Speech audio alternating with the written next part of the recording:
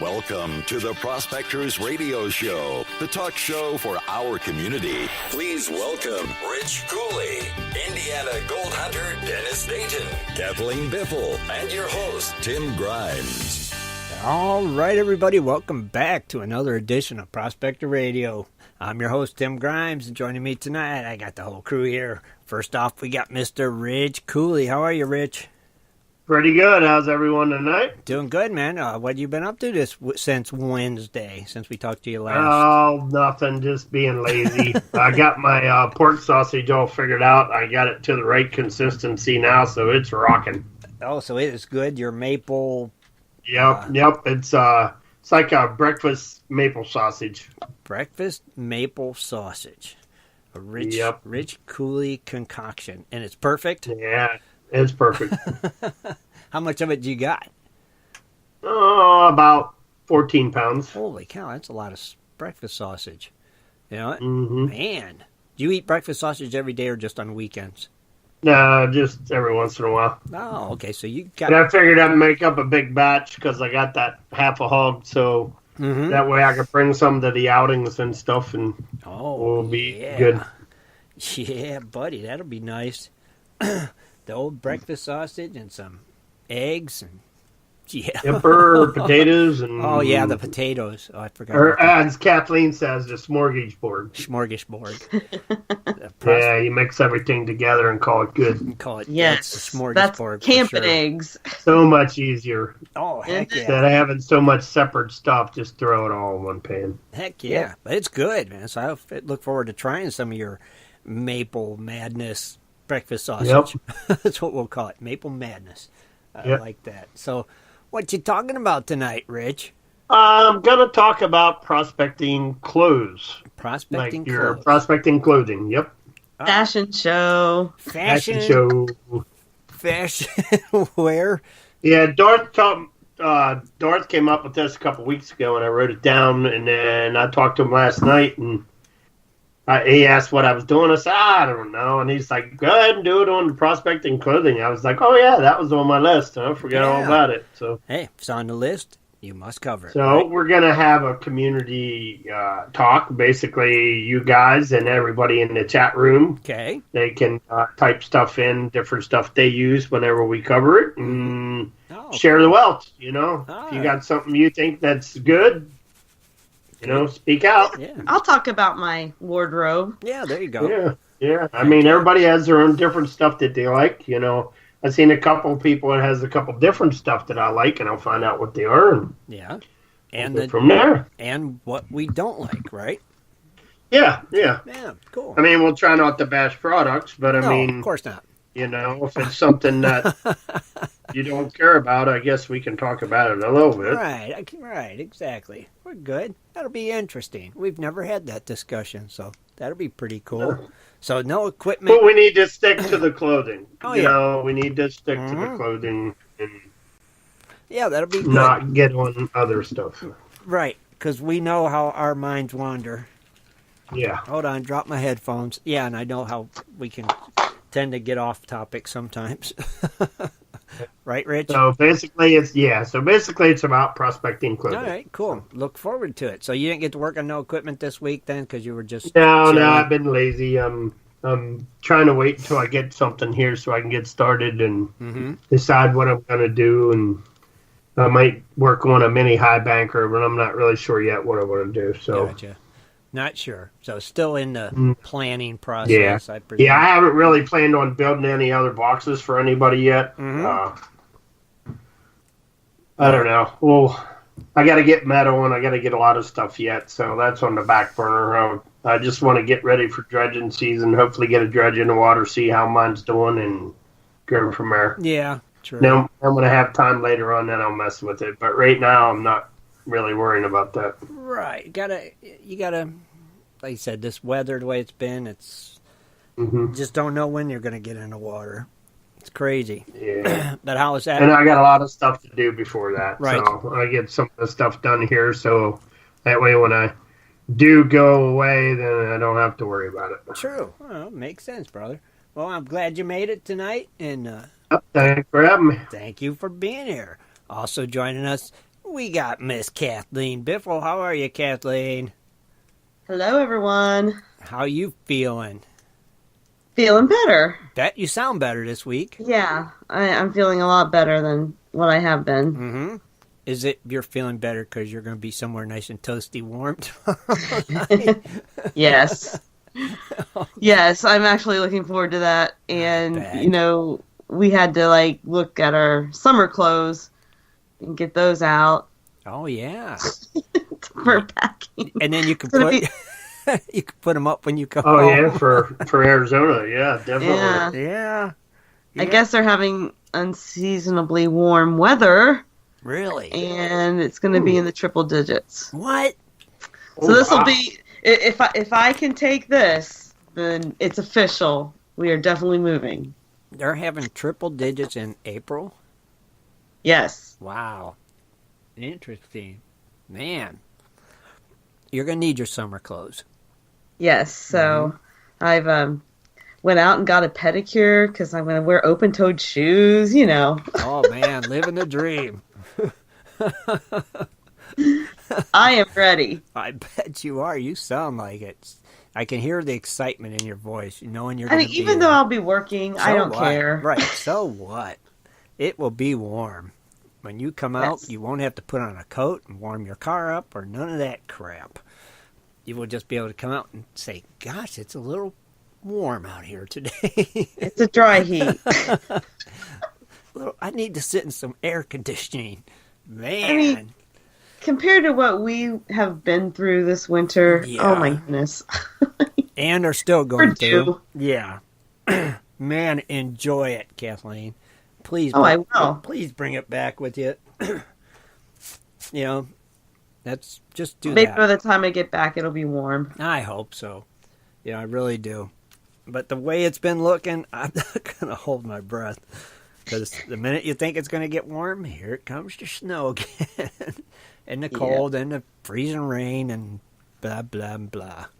So, yeah, you just have a good time. Enjoy the weather. And like you said, even though you're working, so what? You know? Yeah. And they haven't sent our phase 2 yet. Still for not? the dredge. I think we got ripped off. You think so? I think. Positive. Really? Yeah. Which stinks. So pirate vinyl decals in California, do not order from them. There you go. Pirate vinyl. What was that again? Repeat that one more time. Pirate vinyl decals. Don't buy anything from them. They're going to use that word pirate and not deliver. I'm going to have a problem with them. Yeah, I'm pretty upset about it. That's right. Well, That's right. So do not order from them. That's for sure. Man. You'll have issues, huh? Yeah. That's ridiculous. They took our money and ran. Aw, that's just crazy. So you're going to have to order phase 2 from another vendor? I will have to look around, yeah. It took me forever to find exactly what I was looking for. Because it's a decal that you don't normally see. Okay. So I guess it was too good to be true. Okay. Oh, dang. Somebody said that Jen from the Buckeye chapter makes decals. I don't know. Huh. I don't know. Like custom ones? I don't know. That's just what they said in the chat room. So, I don't know. Maybe. You shall see. Or what about the guy that made our Crony Club stickers? Does he do custom, Kathleen? I have no idea. It would be expensive to custom a whole bunch of different ones. And I only need a few. Yeah. Okay, I got you. Yep, makes sense. Back to the drawing board. Back to the drawing board. Back to phase 2. You'll get it. You'll figure something cool out. I know it. Our dredges have been sitting out in the backyard since, we posted the pictures. Yeah. It looks kind of odd. I bet it does. All that hard work. And they're And then the neighbors are trying to sell their house. Yeah. So people coming outside like, what in the world? There's a camper in the driveway. We don't follow the rules. Dredges in the backyard. They probably don't even know what the dredges are. They're probably just thinking it's some kind of trash or something. Boat or something. There's all kinds of paddle boats, And 5 German Shepherds. It's like, man. And then a big koi pond. And 5 German Shepherds. Yep. It's like, we are every neighbor's dream. Yeah, I'm going to be ready to move right in next to you guys. Yeah, they're selling the house. Come on down. Oh, mercy. That's funny, Kathleen. But did you see what Shad got me for an early Mother's Day gift? Yes, that was cool. The pom-pom tree. Yes, that was a pretty cool addition to that area. That looks very cool. I love topiaries, and I've always tried to do my own, but it never works out. Never had no luck at it? Darn. I guess you got to train those plants from the very beginning, how you want them to be. Yeah. But the pom-pom tree is pretty cool. It does look cool. That looks like a nice-sized tree, too. And then when the Japanese maples come in, it'll really look nice out there with the koi pond. I like Japanese maples. Yeah. Yeah, and the apple tree's getting ready to blossom. Oh, is it? Maybe? Yeah, it's getting buds. So I think spring is officially here. Still, I'll believe that when I see it. Exactly. I've been hearing that rumor for weeks now. Spring is here. Where? It was such a cold winter, and I'm so upset that I didn't get to polar bear it this year. Mm-hmm. We just did the one time, and that was it. Yeah. So we're getting ready to put that video out, too. Oh, okay, cool. Well, just think, though. Remember, last year in January, you was in the water. It's April now. January, February, March. Going in the 4th month, and you ain't got the dredge yet. I've got some catching up to do. That's hard to believe. 4 months already, Kathleen. So, yeah, you got 4 months of catching up to do. Gosh, darn. Man, that's hard to believe. What a difference from last year to this year. It's just craziness. But we'll just have to work harder. That's it, obviously. Well, Kathleen, I'm glad you made it tonight, and I'm very, very happy you're going to be somewhere warm for the next week. Enjoy yourself. And like I said, we look forward to you joining us Wednesday still, and you can tell us how nice and toasty warm you are. I'm sure others will enjoy it as much as I do. But thank you, Kathleen. We appreciate you being here for sure. Also joining us, we got the other half of the Biffles, our producer, Mr. Shad Biffle. How are you, Shad? I'm good, but I will not be wearing open-toed shoes because I did not get a manicure thing on the bottom. Well, pedicure, whatever. Well, then, yeah, you shouldn't wear open-toed shoes. That just wouldn't be proper. You know, especially if you didn't get a pedicure. And are you looking forward to this, Shad? Oh, I am. Excited? I think I'll just stay there. Yeah, at this point. I bet you're I'm tired going of to getting sick, and one moment it feels nice out, next to getting snow, and then it's freezing. And it must be nice you can go on vacation and work. Yeah, right? Well, yeah. That's awesome. No, Thank God for the internet, right? Right. Yeah. I can sneak away. That's cool. I mean, I just got to remember about the time difference because, obviously I work East Coast time, so I'll be 3 hours behind, which does suck in the morning because at 8 a.m. here, it's 5 in the morning there. I'll have to make sure I'm on for some meetings, but I'll get done with work early, and we'll have the whole evening free. You can go sit down by the pool, and all that jazz.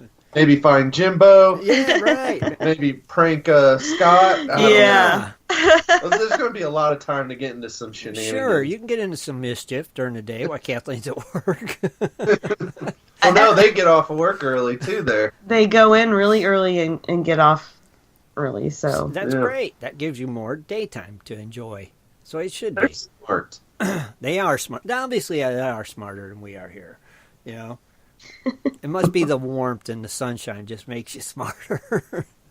See, that's got to be what it is. So, I don't know. So, any other plans, Shad, while you're down? Have you decided there's something you want to do while you're down there or anything? Not really. I think we're going to scope out a few more areas of where we've looked on the computer of different places to potentially look at houses and at least see the area and just get a better idea. So as we search, down the road, we'll at least know a little more about each different area. Because it's so massive. Right. Yeah. That way you can find out if you're close to a prospecting area or where you're looking at is how far it is away from prospecting areas and stuff like that. How long it'll take me to get to work. Not important. Right. Things like that. Sure. Now, so you rented a car then, Shad?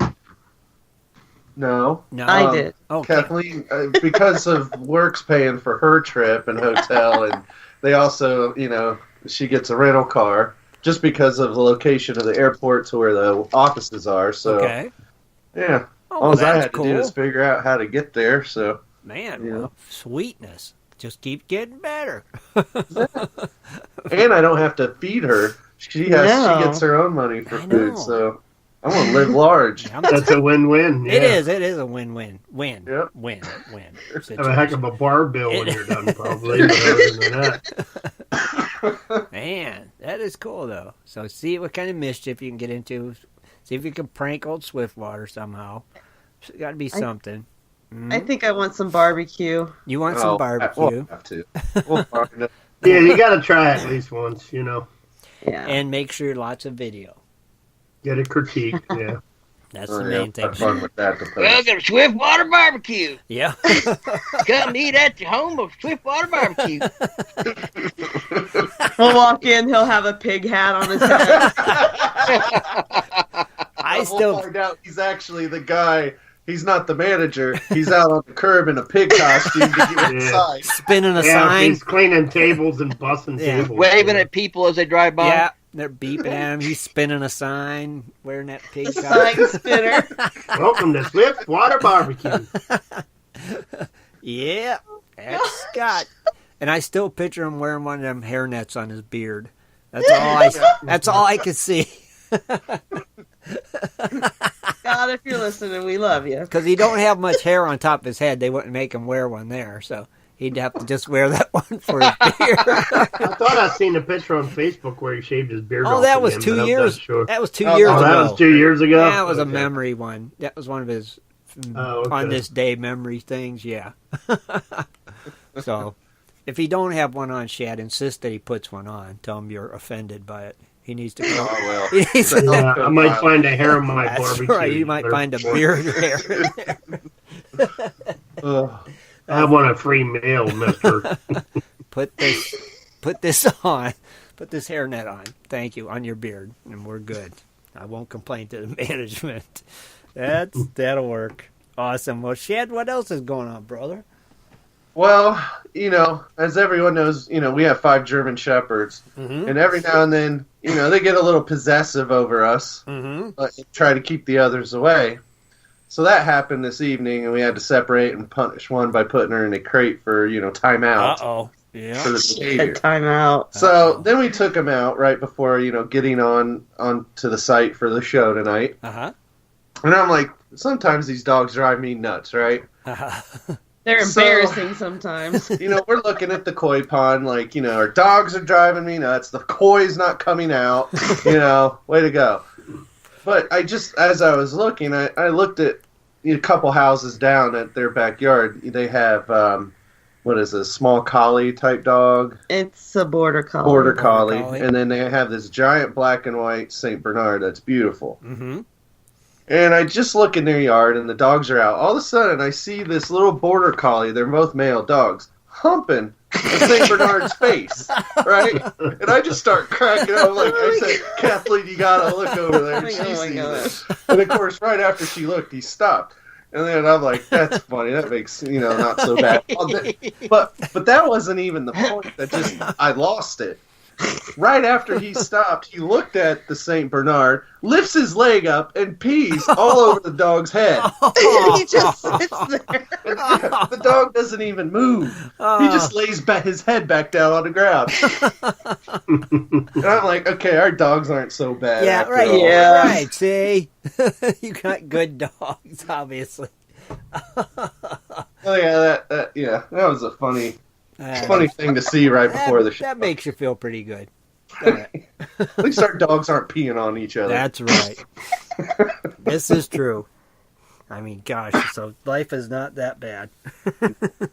So you got some precious metal prices for us there.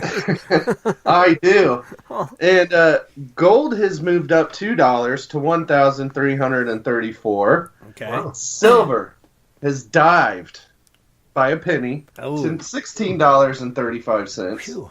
Scared me. Platinum's finally on an upswing, going up $4 to $917.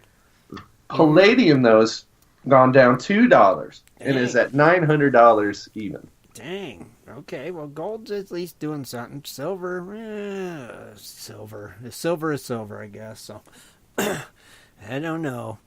We shall see. I'm still hoping for silver to make its big move. I think it's coming. Just don't know when. Maybe just don't know when. And I bet you got some other good stuff for us too, like some of this, a little bit of this. Yeah. I don't hear anything, Tim. Happy birthday to you. I'm just going to read the names during this. I can't listen to this every time. Dennis, don't crack up. You're doing a great job. Birthday to you. Happy birthday to you. Well done, Dennis. Well done. Yay! All right, April 8th birthdays. We got Bart Cambarer, Dave Rechtenwald, Joseph Otto, Les Lloyd, Tall Guy Bree, Tony Cracciolo. Wow. And then tomorrow, not so many birthdays today. Not so much. We have Addie Lark, Al Garcia, Al Hoblet, Brian Moose, Chris Robinson, Chuck Smith, me. Hunter _46356, Okay. and Marvin K. Lockman Jr. So happy birthday. Happy birthday. Yep, happy birthday. Yeah. Awesome. I really enjoy that birthday song. I do too. Dennis does a good job every week. I'm rubbing a hole in my belly now. I bet. But it is so good. I mean, but I laugh every week. I try not to, but it's just I can't help it. I don't know how you sing it the same way every week. I know. You know how hard it is to sing it without laughing? Perfect. I know. Yeah, I don't know how you do it because I laugh every week just listening to it. I try not to, but still laugh. It's like, I'm not going to laugh tonight. I'm going to hold it in. Nope, can't do it. It's good job, Dennis. That's all I can say. Perfect. Thank you. Oh, you're very welcome. Thank you. Oh, Shad, thank you for being here, buddy. We're honored to have you, as always. All right. And last but not least, excuse me, our little buddy, the Indiana Gold Hunter himself, Dennis Doppelganger Dayton. What's happening? Well, I've had a kind of a lazy weekend. The wife and the daughter went down to southern Indiana to meet up with her sister and her brother, the one that she'd been looking for her whole life, her actual blood brother and sister, older brother and sister. And her sister's son had passed away just a few years ago, not that long ago. And, of course, they went to the gravesite, and then they were going to go over and show Paula where, the house I grew up in and all that, that stuff. So I just kind of was lazy. Excuse me. Made a homemade pizza. I was going to grill out, but then I was like, I don't want to cook steaks because there's no one here to cook steaks for. So I just made a homemade pizza. Oh. And, yeah, a lot of people don't realize that I can cook. Man.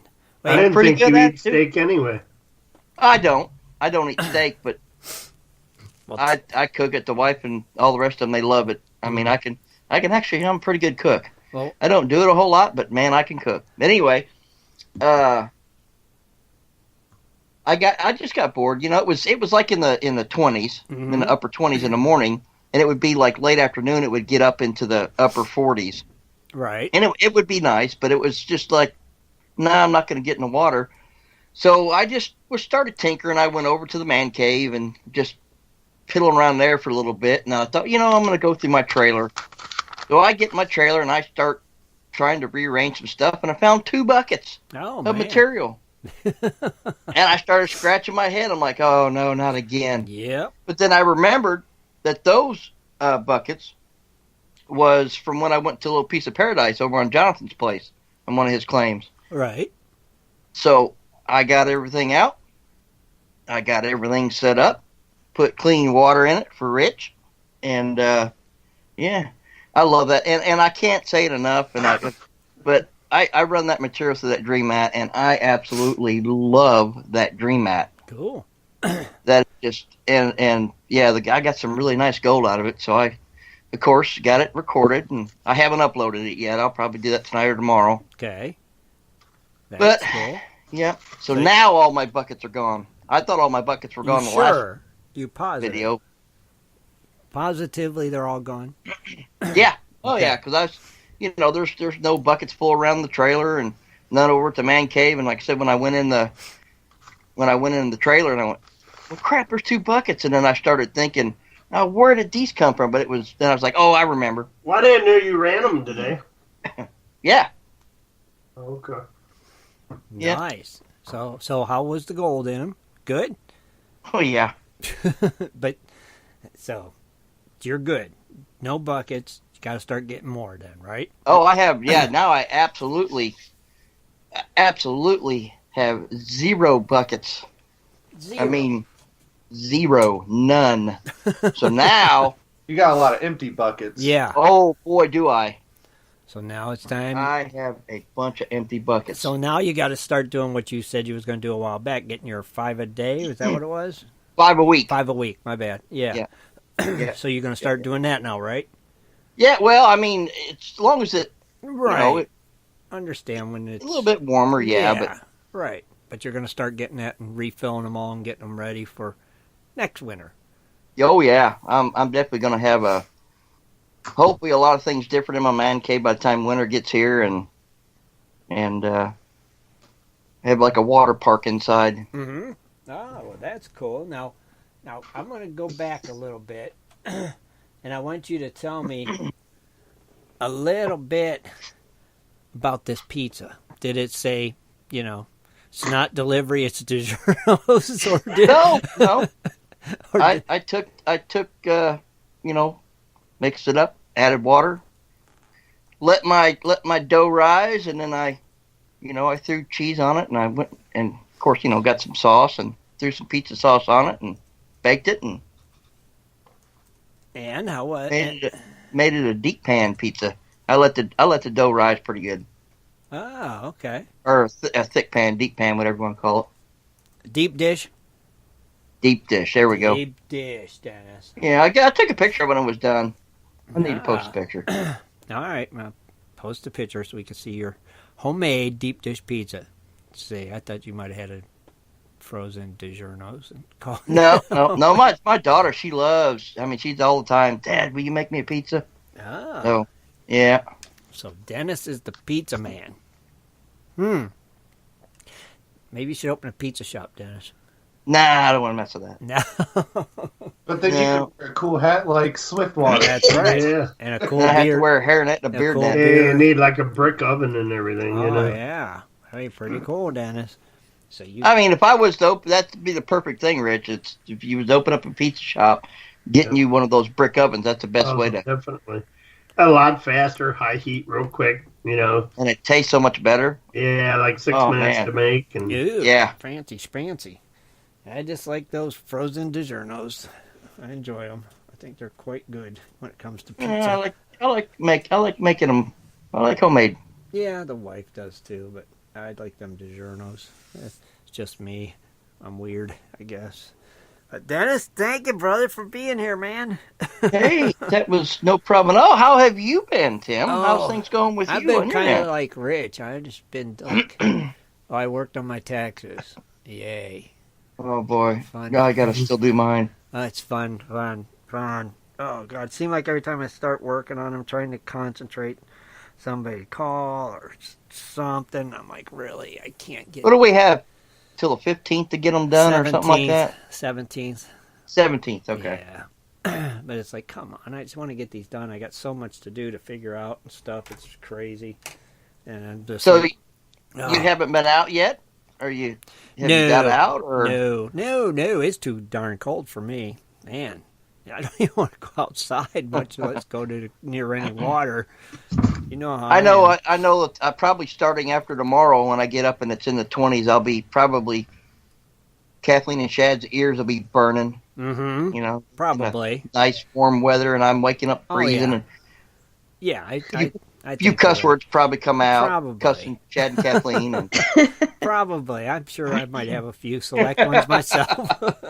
Going, yeah. So, have you got your?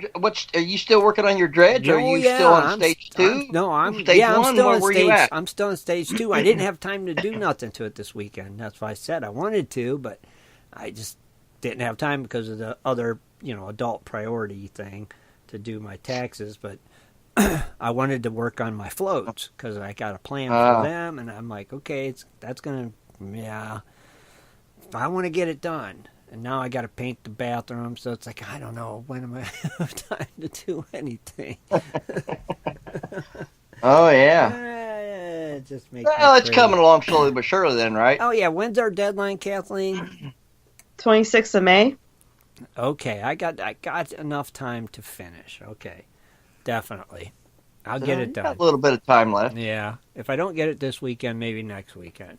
I can get phase 3 done, and then it's just some little quick thing, and done. Picture, awesome, Right. done. Mm-hmm. Now, I heard you kind of had a little nice home-cooked meal that you guys had today. Today, oh yeah, turkey and rolls and mashed potatoes and corn and stuffing. It was like Thanksgiving again here today.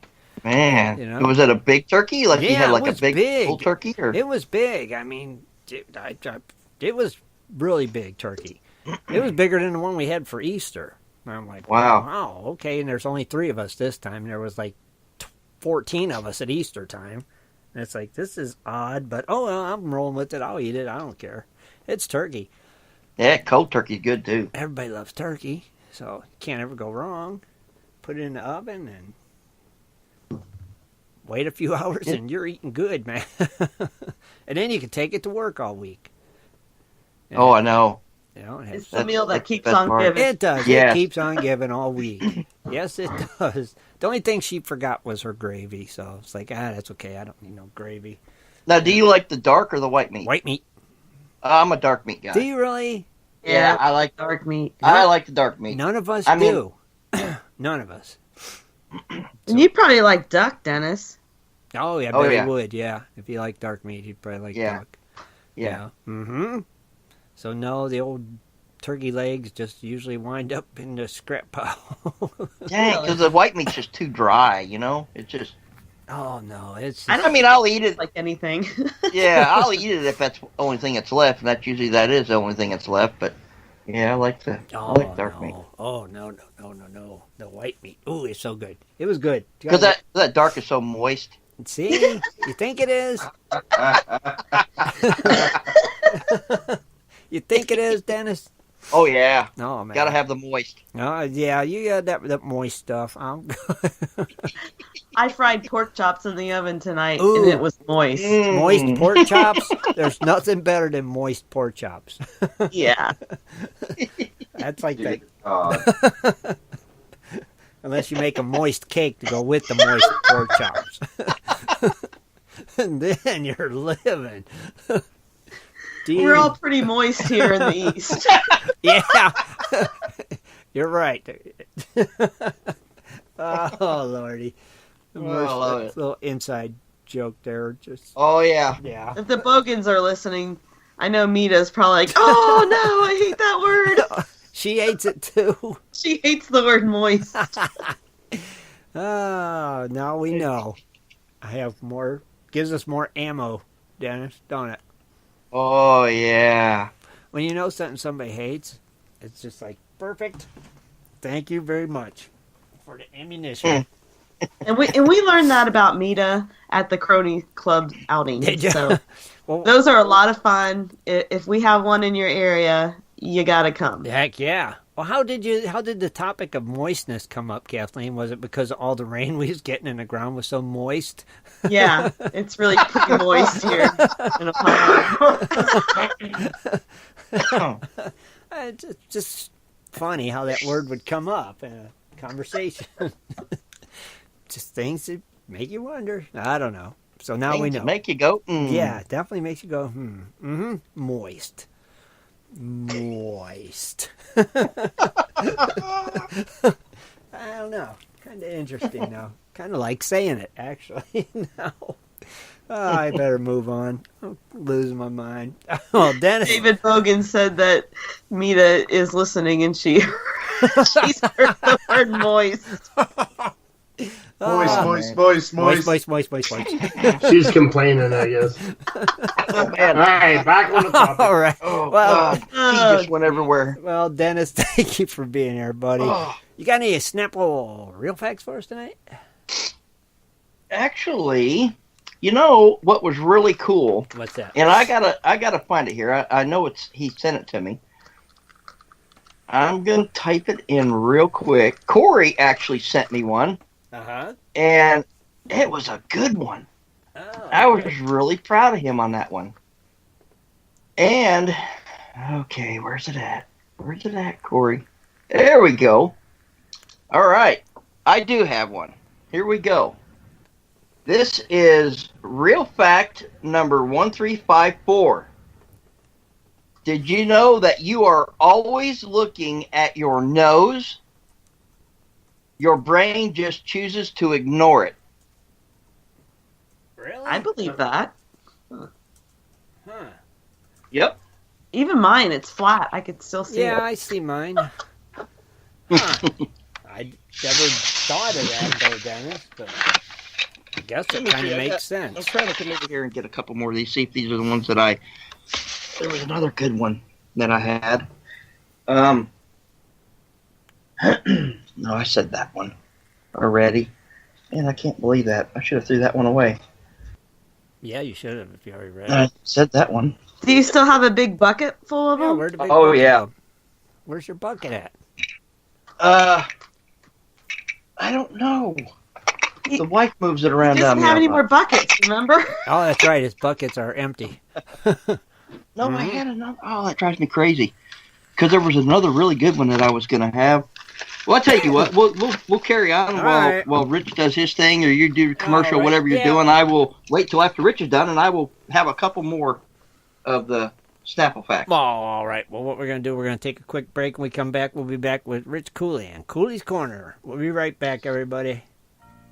Do you like to mine for gold? Enjoy prospecting a nice crack in the bedrock? Enjoy getting outdoors to camp, fish, hunt, and hike on your public lands? You plan your trip, load the gear, grab the dog, put the family in the truck, and drive off to a locked gate. A sign says you cannot enter or access your own public lands. Mining claims and public land owned by we the people are being designated as off limits by our own government every single day. Are you concerned about the direction our government is going? Are you tired of seeing no access, no entry signs on your lands? We are, and we are fighting back. We are AMRA, America Mining Rights Association, the fastest growing small mining advocacy association in America. AMRA is a 501c3 not-for-profit formed by miners, hunters, off-roaders, retired military men, and women to stop the insanity. AMRA was formed to educate, unite, and help the small miners and public land users on their rights given to us by God. Do you want access to great mining claims? For a small tax-deductible donation to their miners' legal fund, your family gains access to proven excellent mining claims across America for an entire year. AMRA challenges the USFS, BLM, EPA, and the other agencies intent upon stopping you from enjoying your own lands. You are who pays these people's wages. It is time they listen to us. We need to unite. And that is what AMRA is doing. As you sit here right now, thousands of acres of public lands are being closed, locked, and blocked from use by you. Are you fed up yet? Join us. Get in on this fight and let's restore America to what our families fought and died for. Freedom. Just visit AmericanMiningRights.com. AmericanMiningRights.com. Also, check us out on Facebook at American Mining Rights Association. AmericanMiningRights.com.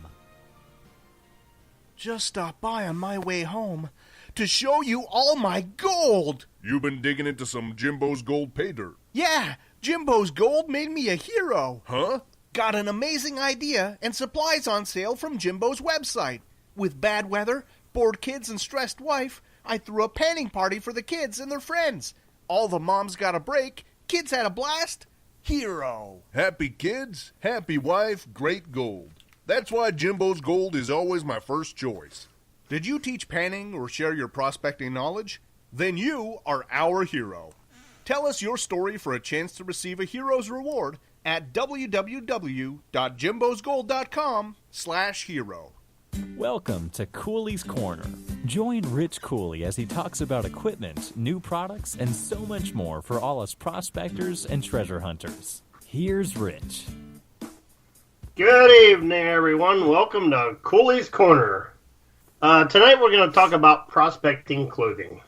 And, of course, it's the new tradition thing that I'm doing now. I'll try to get everybody involved. Mm-hmm. People in the chat room, of course, our co-hosts and everybody that can say their word, make it a group thing.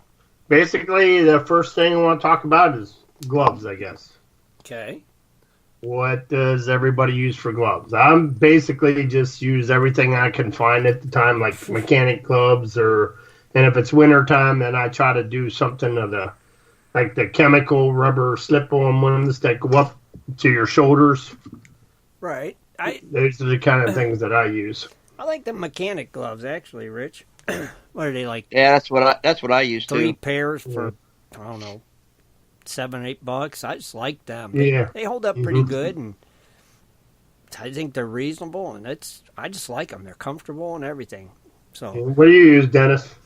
I use the same thing, usually mechanic gloves in the summer, and then I've got a pair from Tommy D's that are actually, for when the water gets colder, like in the fall, and if it rolls into the winter, it actually keeps your hands warm. But most of the time, I like the mechanic gloves. Mm-hmm. The Biffles? I'm not sure what a mechanic glove is. It's a brand. Oh, okay. Well, in the summer, we just get whatever is on sale at Menards. It's basically the mechanic gloves that has like a Velcro strap around them. Where you just, you open the Velcro, stick your hand in, close the Velcro, and pretty much some of them could be insulated, for like using impacts or stuff like that. But most of them are just basic, real thin, easy to wear, We've actually, she wasn't aware, had a pair of them at one point.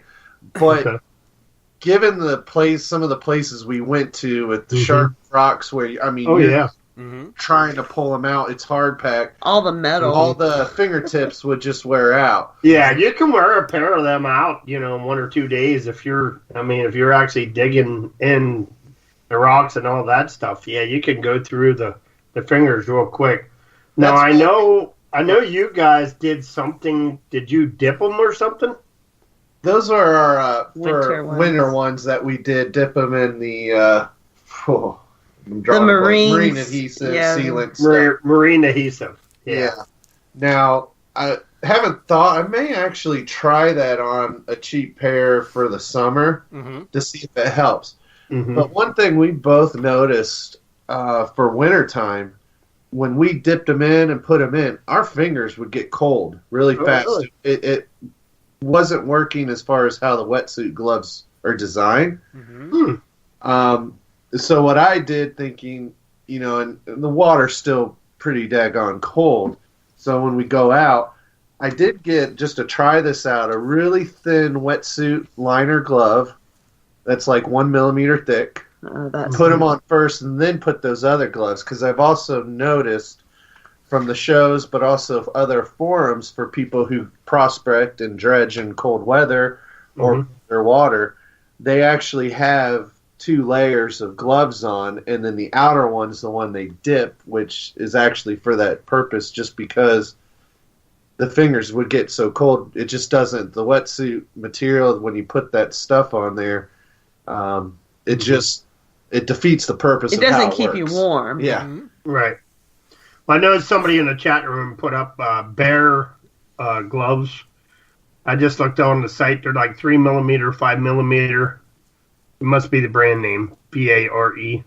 We've used a few different ones, different brands, and really we go through I them. mean, we don't spend a lot of money. We find a deal. They all go. The fingertips are the first thing to go. Oh, yeah. Exactly. Right. Yeah. So I don't see investing in a really expensive pair, even with the sealant. For granted, we're not doing Bering Sea Gold style dredging, but for what we're doing in the creeks, streams, and rivers, I don't see that as something that we put a lot of money into. No, I know there is a pair out there, and I had one. I know Sam gave me a pair, or I think, and it was like a pair that you wear that you can almost use the utility knife, and it's like cut resistant. Oh. They actually worked pretty good. You would think it would. But I don't remember what they were called. No, Patrick just put something on the site called Ninja Flex. Ninja Flex. They're $2 a pair, very durable. You got to order them online. I don't know if those are the ones or not, but they were kind of like a cut resistant type thing, and they lasted a long time. Eventually, they would get wore out in the tips, but not so fast. You know what I mean? And somebody said something about plastic dip too. Dipping them. Oh yeah, I've seen that before. I don't know how well long term, but with anything, I'm sure you have to just reapply it periodically. Right.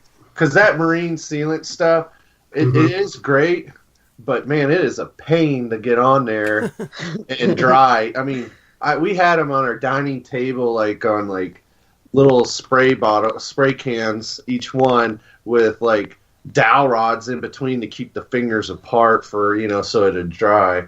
Oh, okay. It's really tacky stuff, but it works well, and it wasn't too expensive to use for wintertime. But I'm curious. I think we will try on a cheap pair of gloves, because like I said, we don't put a lot of money into, especially our summer ones. We've just, when we see those gardening style gloves, or at least the rubber tips. Yeah. Yeah.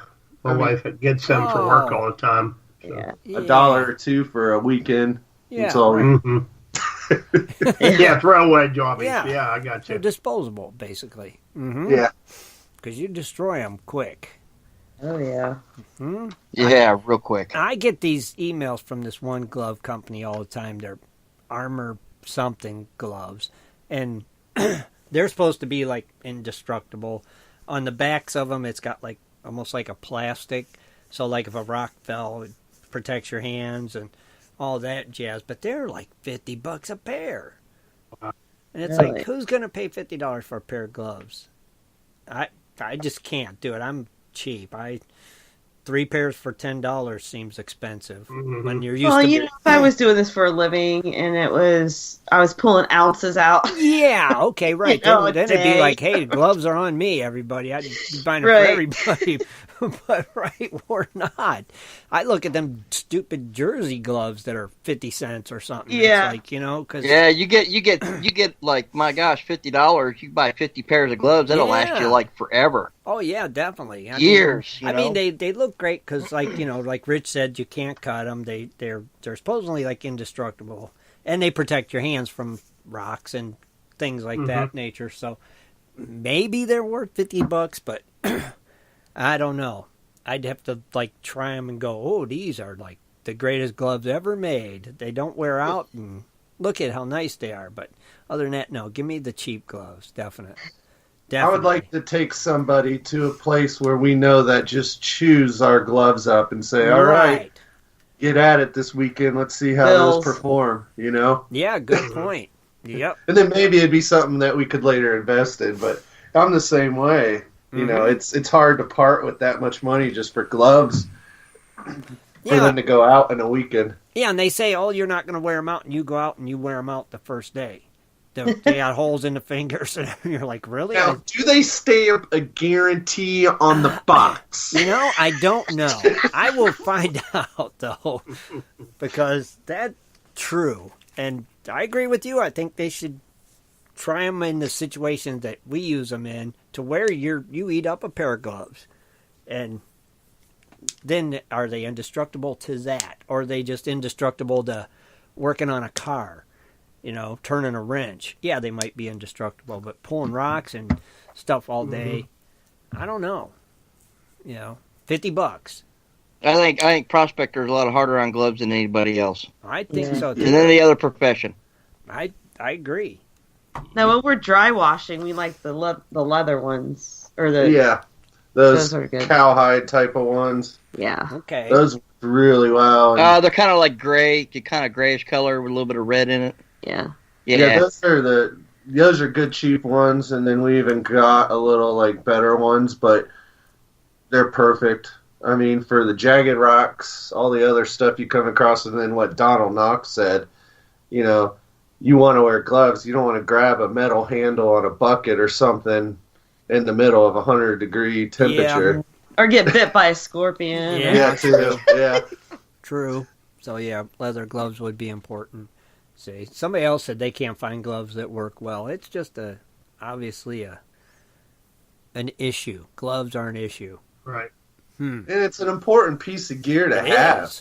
Oh, yeah. If not, I've dredged without gloves on, and I still frequently do, but in certain areas I can't. And when I've done it because I'll forget, because I clean out, I take them off, and then I'm like, I need to get back down there because there's Kathleen still going. Mm-hmm. Can't have her show me up. Well, what's the first two things to go cold on your body most of the time? Your hands and your Hands feet. and feet. Exactly. Yeah. And then you just and then once they start, I'm done pretty much. I mean, I get both of them going. You might as well just count me out. Plus, you never know when you're going to reach into somewhere and hit a piece of glass or something. Or didn't you guys, down there at Pirates Cove before, didn't you guys find needles and... Yeah. Oh, yeah. And like razors and stuff like that? Right. So gloves are essential. Well, I never thought about fish hooks, too. That's right, fish hooks. Yeah. So, yeah, they are a key piece of prospecting attire, we'll call it. Right? Mm-hmm. So, yeah, definitely. Wow. Now we're going to the next thing. Okay. Boots. Like booties, shoes. I know the Biffles, you guys used to wear some kind of, sneaker or something. Didn't you start out with? In the summer, yeah. They're swimming sneakers. They're very lightweight, but they don't fill up with water. Yeah, they're perfect for summer. But so they're called water shoes? Yeah, they're like a water shoe. A little more. The thing we liked about them was because it had a really thick sole, and you pick them up like at Walmart, really anywhere for $10-15. I mean, really? Nothing fancy, but again, you wear the heck out of, just like your gloves, your shoes you wear out there. Right. Mm-hmm. So they actually called water shoes then? Yeah. Okay, I never seen them at Walmart. That's why I asked. Now, the only drawback I had, and even eventually Kathleen did, I'm rough on anything, as Kathleen has attested to. Yeah. I always seem to separate where the sole of the shoe and the top part of the sneaker. So I don't know if you remember at the Cronies Club out. Yeah, so you have like a toe. I lassoed the toes down of the sneakers to the soles with the Gorilla Tape. Yeah. Just so I could keep going. And I've been there and done that a couple times. You walk around, it goes flop, flop, flop, like it's talking to you. Exactly, and you trip over it because it bends back, and you fall face first. And been there, done that. Yep. I actually walked right out of the sole on one of them before. Yeah, I felt the bottom of my foot getting little rocks and stuff, and it was like, what the heck? I looked down here, the sole's gone. Like, oh my god, that's not good. I think like having a good thick sole is so important because we had, I think, when we first got our wetsuits, from Tommy D's, we got like their little booties, right? Mm-hmm. And they had something on the bottom. But, oh, my God, you felt every jagged rock when you walked out there. They were horrible. Not good. I like the boots we have now. Yeah, we picked up last year. What do you have now? On Amazon. They're dive boots, really thick sole. And they have material also over the top of the toe area, that the sole that wraps all the way up to prevent it from the stitching and splitting. Like, so when you're kneeling and your toe is like digging into the soil, it's not tearing it up. Basically. Yes, exactly. And they're like high tops too. They zippers on the inside. So we put the sock on. About to send me that link then, because I'm looking at another one. Yeah, I'll look it up and post it. Here I've seen other prospectors we were with, they had similar ones. I mean, I know John Miller. Yeah. John Miller has a Seasoft Stealth. Yeah. And I see him, he seems to like them pretty good. No, that's probably something like what you had. Yeah, we have a cheaper version. Okay. Well, I know these are anywhere from like $69 to $99. Yeah. You know, when you're buying 2 pairs, try to find an alternative with good reviews. But but yeah, it's very similar, and he was actually the reason why we kind of looked at something comparable to that, because his hold up. I mean, he's worn the same things for over 2 seasons. Oh. Yeah. So. Yeah, I know. That's why I was actually looking at them, but now you brought this brand up, I might check them out too. I'll see if I can find it, and I'll share the link here shortly. All right, cool. That'd be cool. Yeah, I just do tennis shoes all the time. It's like tennis shoes. Yeah. I also, like, right now, since I don't have anything, I've been using just old, like, hiking shoes. Oh, there you go, yeah. You know, they were like Irish setters that I wore. I actually started out hunting archery with them, and they were always comfortable. So right. I bought another boots for archery, so I wear them prospecting now, basically, and they're kind of comfortable. Because my other sneakers, I think at Bill's outing, the Crony Club outing, they got in the bonfire. Yeah, the tennis shoes don't seem to last. They kind of got baptized. Yeah, you know, they don't. They live their life. So yeah, they don't last long, the tennis shoes. But hiking boots. They kind of lived their life, so they were pretty much gone. What about Dennis? What do you wear? I got a pair of, like you guys were talking about the water shoes, and I actually bought another pair, but I've used mine for almost 3 seasons. Oh well, heck. Yeah, and they were only like $15 at Roe King. 15? So, yeah. That works. And then I've got, when it gets colder, I have a pair of Tommy D's, that they're kind of like Chad was saying, they're high tops and they zip up on the sides, because, and like Rich said, one of the things that you got to keep warm is your hands and your feet. Now with them shoes, do they run like true to size? Like if you order like your tennis shoe size, is that what you would order, Shad? Or the ones I just shared a link. Yeah, I'm looking at them. Yeah. Yeah, they have like extra small, medium, large, extra large, and 2X. Mm-hmm. So like I have an extra large, which is size 12 to 12.5. So and large is like 10 to 11 in men's. Okay. Small 7 to 8, medium 8.5 to 9.5. So it's close, so you can get an approximate size. And if I remember, make sure if you are like a 9.5, just get a large. Okay. Yeah. Said. I got you. Because you want to put those in, if you want to wear those inserts like Chad and Kathleen was talking about, Mm-hmm. you can put them in, have like it's a second layer to, especially if you go out in the wintertime. Yeah, wetsuit socks. They're like 1 millimeter thick, but they actually make a world of difference. Oh, yeah. Really? Yeah. Yeah. Okay. And these boots we got, they're 6 millimeters, so you put that 1 millimeter booty on, you got 7 millimeters of protection for your feet. Okay. And they don't. They have a booty also. Huh? Yeah. No, they look nice. Yeah, they do. I mean, $59. If you get a couple of seasons out of them, it's money well spent. And Dennis, are yours like them ones that Shad posted the link to? I haven't looked at the link yet. Okay. But you talking about the ones that zip on the side? Yeah. It actually looks like a boot almost. Yeah. Oh no, they're not that. I've seen the ones that they got last year. Uh-huh. No, they're not that thick. But, okay. But I do recommend a thick sole, because if you're walking in the creek, especially if you ever happen to hit like a piece of metal or glass or or moss on the rocks, Oh my. Yeah, that's a killer. Yeah. It just helps protect your feet, and it doesn't hurt. You don't feel every bump and every right jagged edge of a rock. Or if you decide to walk across a log. Yeah. Once it's got traction. Yeah. Yeah, that don't turn out very well. But if you come down in the Tommy D Sports booties, which I'm quoting those, and when you're trying to walk across the creek, we will be watching and laughing. Because we were there and did it too, and about killed our feet. Yeah, it hurts. Cool. Those are definitely worth checking into. Yeah. For the price, they're nice. Cool. Donald, we have moss on our rocks here. I know you're in Arizona, so He doesn't know what moss is. They don't have moss. It only grows in the moist areas. Yeah. Especially in Pennsylvania, Ohio, Virginia. Moist states. Yeah. Yeah, there's actually moss on our rocks. Awesome. Cool. What's next, Rich? Wetsuits. Wetsuits. Oh, goodness. Okay. Wetsuits. Of course, we already talked about Tommy D Sports, which I think a majority of people here, most of all of us here on the hosts and co-hosts, we all pretty much have Tommy D Sports because they're affordable. Yeah. And I think they're a good product.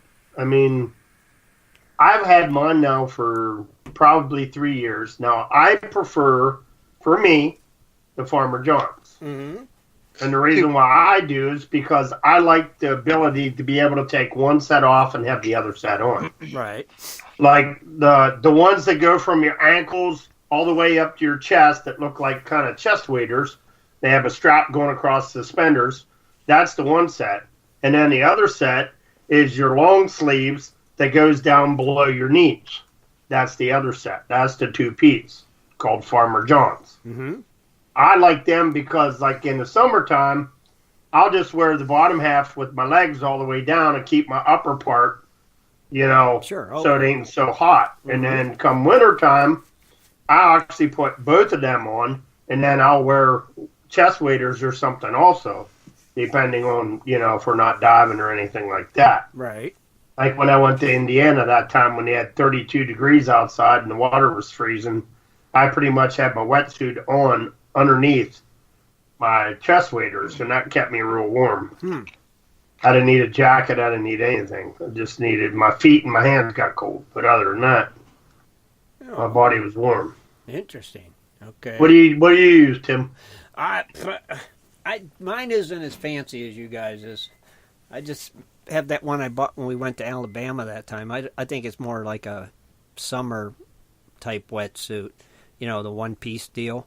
But with a rip in it? No, it don't have a rip in it. Oh, okay.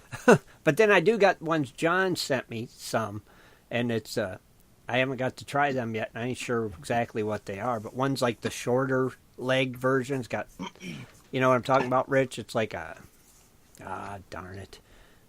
It's like a short type wetsuit. More probably for summer type deal too. But and then of course I got the liner for the wetsuit, but it's definitely not as thick as you guys is. Man, you get to save money on your stuff though too. You get to shop like in the kids section, right? Yeah. I was waiting for that. Yes, I do, and that's what's kind of nice. Good job, Dennis. That was a good one. Cha-ching, one for Dennis. Yeah, I do. I think Donald Knox does not know what moss is. He doesn't. No.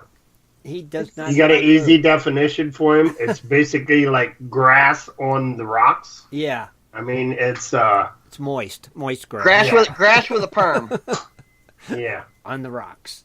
And that's what it is. Yeah, down in Arizona, I don't. And it's very slippery and wet and moist. Yeah, and moist. Yeah.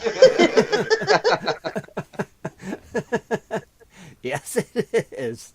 Yeah. Okay, back to wetsuit. So that's me. So Kathleen Shad. Well, we this year got the Farmer John's, and I do like them a lot better than the one piece wetsuit. Yeah. What happened to that one? Don't even. They got a rip in it. Did that turn out to be like Caleb's? Right in the backside. Yeah, Kathleen's had the rip, Dennis, not mine. In the summertime, when it's really, I'd say like July here, I don't even wear a wetsuit. I just go to the thrift store and get some old jeans and a tank top. That always works, don't it? In the summer. Yeah, in the summer it's perfect. I learned one thing about the Farmer John's. What? Very important in colder weather when you're using both pieces. Especially like mine, I have the thicker one.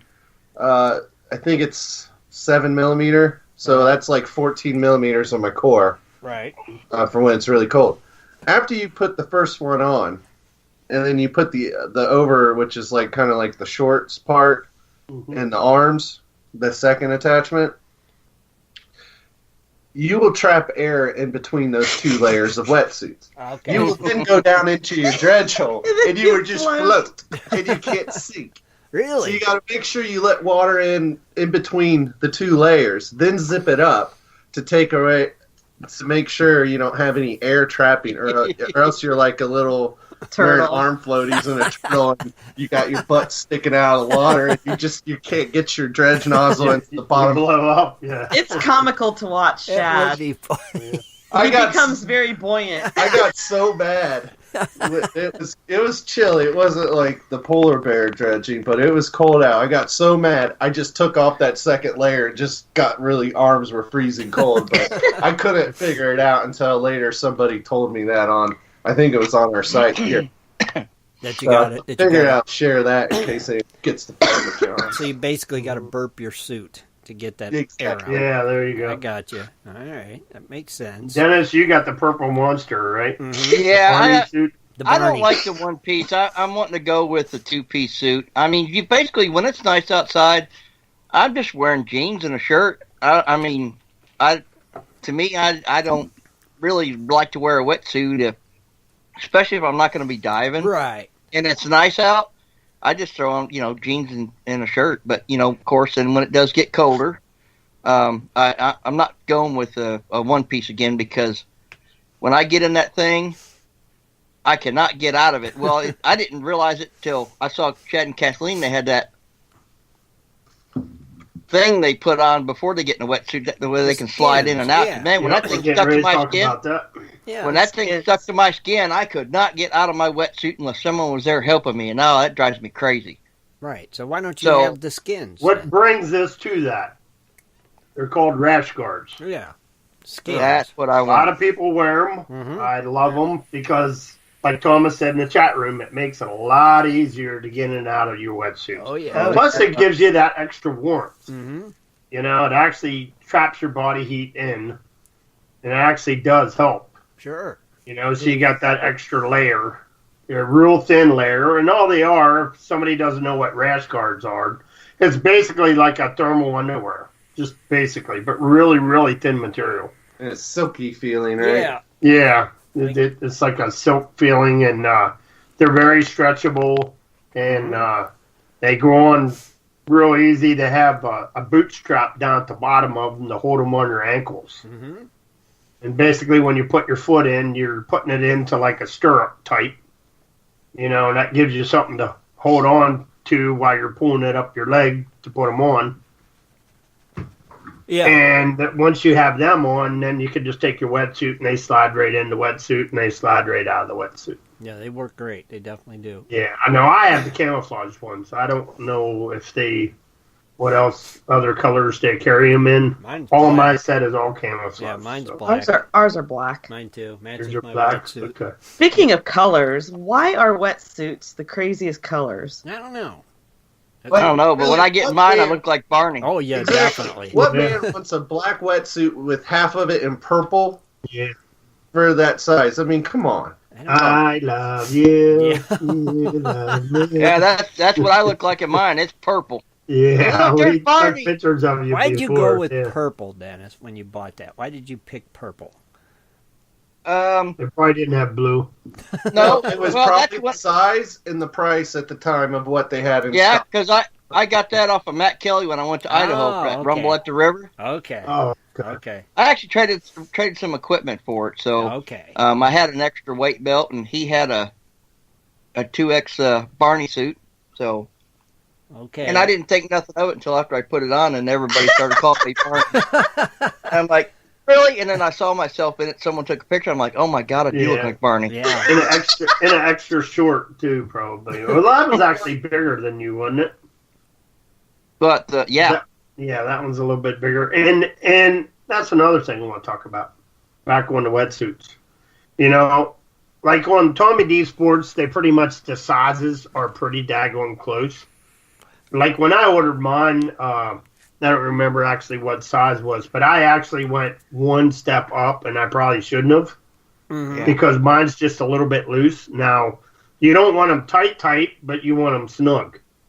And you don't want them loose. But mine's a little loose for expansion in case I gain weight, do whatever. So I lost all that weight, and then it was real loose, and now it ought to be perfect, half decent again now because I think I gained a little bit back. But perfect.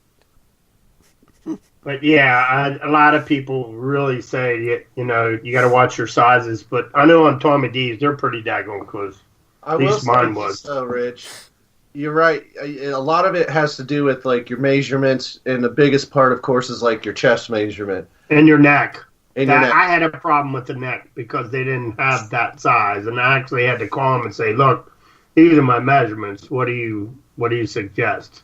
And for whatever wetsuit you get, even at Tommy D's, they, like I said, they have a lot to choose from there in wetsuits. The sizes are not the same in every wetsuit. So you need to make sure you look at what the measurements are before, not just the regular size. And don't feel bad if you end up in like a 3X, a 5X. I don't understand wetsuit sizes, but it's pretty crazy. They are. Yeah. Tim, he's used to extra small in the boys section. Right. Right. I was good. It was easy for me. You guys are rotten. Well, the nice thing is they have a dive shop up here in Indianapolis. So if you live close to a dive shop, go there and find out what size you wear, and then you can get online and order what you need. And sometimes they have scuba classes, and you could probably get wetsuits on sale or whatever if they have extra ones. Yep. This is true. And with me, I just got the giraffe that matched the giraffe. You know. For Jews that don't know, that is Garanimals. I got the Garanimal. Does anybody wear like hoods? Wear what? I don't think any of us really wear hoods, right? No. I haven't gotten into that. We ain't gotten that advanced yet, you know. Because we're not diving real deep. Right. So, I don't know. I don't know if we would we? If you're diving and it's colder water, you would want your just ears to trap that heat. Yeah, right, and your ears. Yep. Yeah, because the heat comes out of the top of your head. Now, Lou said Robert always wears a hood. Yeah, he does. So maybe for his ears or something? Well, when you're wearing a full face mask, sometimes if you have a camera attachment on the top of it, that black thing will rub the heck out of your forehead. Okay. So you always wear a hood, and it kind of protects that. Thomas says he wears one all the time, too. So does David. Yeah. Man. And a lot of them do. Wow. Crazy. Would never dreamed it. Okay. It keeps you warmer. Yeah, I guess it would. Yeah. Okay. Next thing is waders. Waders. Yep. Don't spend a lot of money on them. You'll get holes in them. Yeah, I have the neoprene ones, and I had to put a couple patches in mine. And the patch sets are pretty easy to do, but the problem of it is they don't really give you enough of the patch material. They'll give you, like, with the neoprenes, you got two layers. You have the foam part, which is the inside, and then you have a real thin layer on the outside. Right. What happens is the real thin layer on the outside gets a hole in it, and it seeps through to the foam on the inside. So they give you a bunch of patches with the foam, but they only give you a little strip of the outer piece that you got to iron on. Right. So it's a kind of a rip-off deal that you got to buy extra patch sets just to get the outer material, and you have plenty of the inner material. What you're supposed to do is cut the material open, stick the padding in on the inside, fold the outside material up, and then stick the stuff on the outside and then iron it down. Okay. And that'll seal it so it won't leak. Interesting. Basically how the patch sets are. Okay. Now, Go ahead. I like the breathable waders. Just, it's easier, of course, like if you have your wetsuit on, it's really cold, and you're not going, too deep, but you just have it for in case it's, there's more room to get in. Darth used the breathable wader. Yeah, I always like it. It is susceptible to little pinholes, though. It's the only now, most of them, they don't have any boots. You actually just got to wear regular boots, correct? They No. have like sock booties or whatever they're called. You can choose between the two, just like with neoprene. Like the ones I have the actual boots and insulation, where it keeps your feet a little warm. Right. My first waders I had for prospecting were actually my duck hunting. Big mistake. So now I did get a pair of used waders that I use for prospecting that I don't care what happens to them. So my other pair for hunting, I'm not beating the crap out of. I wish they made a pair of 5 mil underwear or something you could put on in your wetsuit. Maybe they do. I'm telling you, Have you my looked? hands and my feet and my, yeah. Is that right there? Oh my gosh. Oh yeah, I mean that. It gets worse as you get older. Yeah. The other thing is neoprene socks. Some people wear them. Oh, neoprene socks. Mm-hmm. That's a good idea. Yeah. I got these. I ones. always wore them for hunting. I used to, but I've never tried them for actually dredging and stuff. So I got some of them ones they were showing on TV that you can walk in a creek in them and your feet stay. Oh, did dry. you actually get some? I remember you talking Yeah, about my that. mom gave me a pair. How do they of work? them. I put them on one day this winter and wore them to work because of the snow and crap. And my They're waterproof, right? My shoes leaked and they kept my feet dry. Oh, wow. Okay. But they look weird. But I said, I don't know. Maybe I can wear them prospecting. But usually when we're prospecting, I'm in deeper water than tennis shoe depth, So it's like, okay, it's going to keep my feet dry, but everything else is going to get wet anyway. But I don't know. I mean, it couldn't hurt to wear them in your waders and stuff, I guess. So Well, I've maybe seen I'll the try commercials it on this them. year. You trump through the water. Yeah, they and- walk right through the water in their socks, and take them off, feet's dry. Yeah, I got them. So Well, even with my waders, if I don't have my wetsuit on, what I started doing, rather than just putting regular socks on, I'll put my wetsuit socks on, booties, just the ones I wear under the wetsuit boots. And that way, when water does go down there because I bend over too far in the creek or something, right, or if there is a little pinhole leak, it actually keeps my feet warm, even though there's water in the boots. Okay, so maybe it would hurt for me to wear these then. Yeah. At least Lou asked, did anybody ever get hypothermia? Well, I was real close. We were up at Bill's that time. I think it was the first year I went out there. I was so cold, I started shaking and shivering, and then I hollered up the sand and put some coffee on, and I ran up and, well, didn't run, but I waddled up there and tried to get warm by the fire because I was really, really cold. You should have a lot of people. He would have kept you warm with his body heat. And hypothermia, if a lot of people don't know what that is, it's when your body loses heat faster than it could be produced. So basically, your body starts to shut down. You start to shiver, and you can't stop shaking. Not good. Yeah, it's not good. True. But anyway, let's flip this around. Okay. And since the Biffles and myself has been out to Arizona, what kind of equipment, Biffles, do we wear in Arizona for the people that's on the West Coast? Well, short shorts and a tank top out there. I like the cargo pants and the hiking boots, and then the knee pads. Knee pads, and gloves. Oh, Those knee are pads. and a Which hat. you wear knee pads even here dredging. Which Oh, we forgot about that. Yeah, knee pads. Yeah, definitely. Knee pads also. Is there any special types anybody use? I just usually find a cheap pair because they don't last long for me. Yeah, cheap ones. Yeah, Harbor Freight. Cheap ones. Yeah. Mm-hmm. Seems like the... Now, I know they usually have like a hard cap on them. Some of them use for like doing wood floors and houses and stuff. Mhm. And then they use some of the softer ones also. But Them softer ones might be pretty nice to try, But I bet they can be pretty expensive too, can't they? yeah, they can. Donald said they actually do have problems with hypothermia there in Arizona, I guess. I guess sometimes it does get real chilly. Mm-hmm.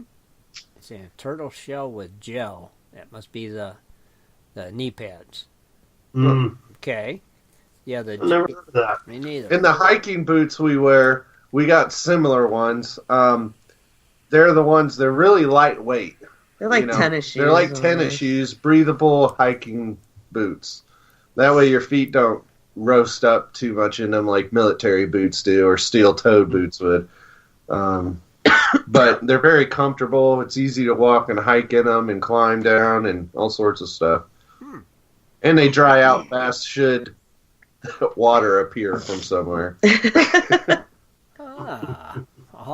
Okay. Now, do you guys wear any, I see a lot of the things on TV for people that's out west, with sweat and all that, being real hot outside.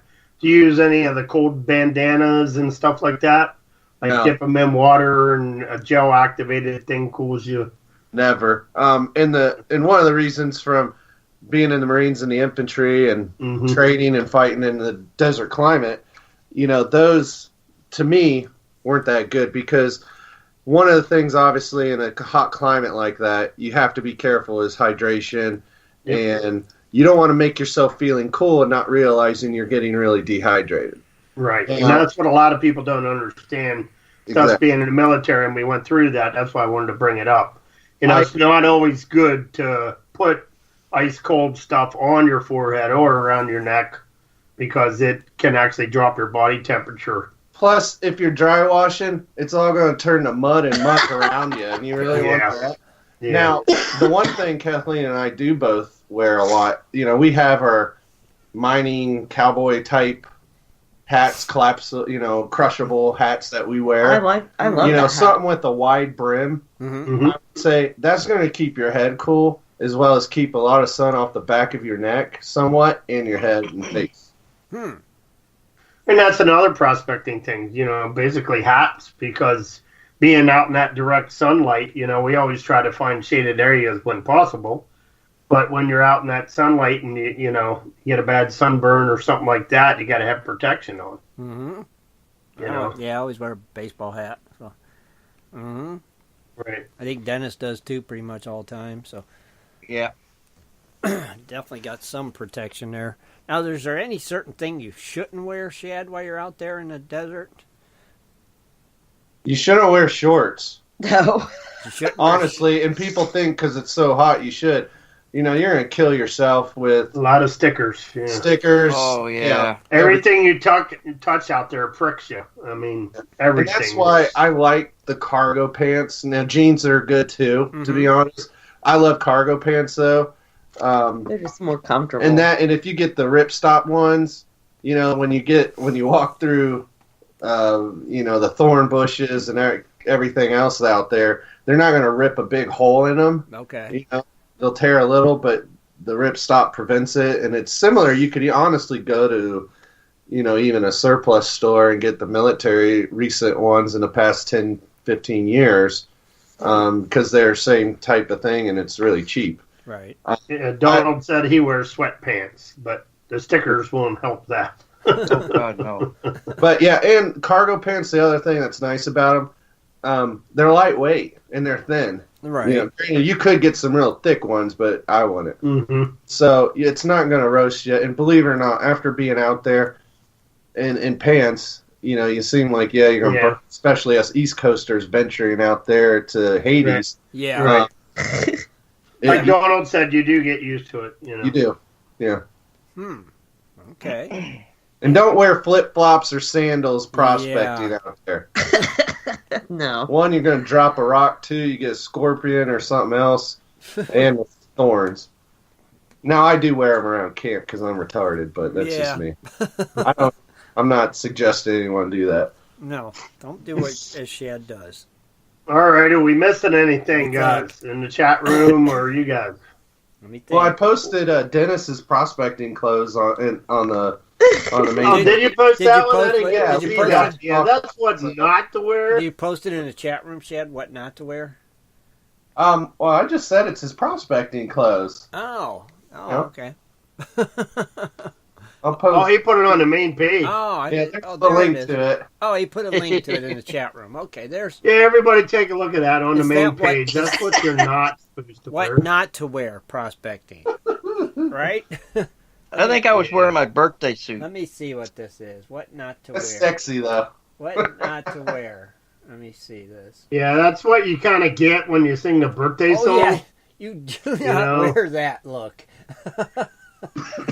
Do not support that. Donald look. Knox brought up something. Eyewear. Whether to protect Eyewear. Yeah. Oh. Yeah, Lou also said, which was a good thing she told me before, was to like cut inner tubes and then put them around for like knee pads too. Oh, You can that's glue true. old tire pads on your wetsuit knees to keep the water from wearing out, or keep them from wearing out. That's a great idea. Just cut them and pull them up over top your knees, right? Mm-hmm. Or your elbows, even with like maybe bicycle inner tubes would fit snug. Man, that's a great idea. I have to try that because sometimes them knee pads get annoying. Actually, Yeah, they do. they sometimes end up hurting my knees. And more I than think I the actually rocks wore a would. couple holes through my rash guards too when I was using them. Mm-hmm. Yeah, and sometimes they hurt my knees worse than the rocks. I think. I'm like, yeah, these gotta go. Gotta lose them. So I'm gonna try the inner tube thing. See how. Randy Lewis just had a good tip for desert prospecting when it's really hot out. Don't just stare down on the ground for snakes. They get up into the bushes to cool down. Ooh. Good tip there. I would never dream of that. So good tip. I'd have been looking on the ground. Yeah, Me too. And holes and stuff. Mm-hmm. Oh, thank you, Randy. That's a good one. Nice tip. So what else? That's is there? pretty much all I got. Eyewear. Unless somebody else got something to add. We did the eyewear, the hats, the waders, the boots. Yeah, I think we pretty much covered it. I think. Yeah. Did we? Pretty much. All the prospecting clothing that I know, unless somebody has something else. Sunscreen. Sunscreen. Yeah. That's probably a good idea too. Sometimes, actually. Yeah, that's what I said. Out in the direct sun, yeah, you ought to have some kind of protection. That's correct. Sunscreen. And I wouldn't advise having lotion out there because of the sand. Just get the spray stuff. Yeah, the dry stuff. That dries fast. If you're out in the desert, right? Yeah, if not, you'll get a coating put on you, like I think Dennis did on his tattoo. He ended up getting a real tattoo he had. Yeah, the Crody's. Yeah, that real dark dirt material type over top of a fresh tattoo isn't good for you. No. Yeah. No. Kind of made it bubble up and look funny. Yeah, kind of got infected a little bit. Yeah. Yeah, that's always good for a fresh tattoo, Dennis, ain't it? Yeah. Amazing. Crazy. Well, that was very interesting. See, I thought we was talking about, like, fashion wear, but I was wrong. Yeah, we talked a little about knee pads there, too, Ken, different types. And Yep, knee pads covered. Yep.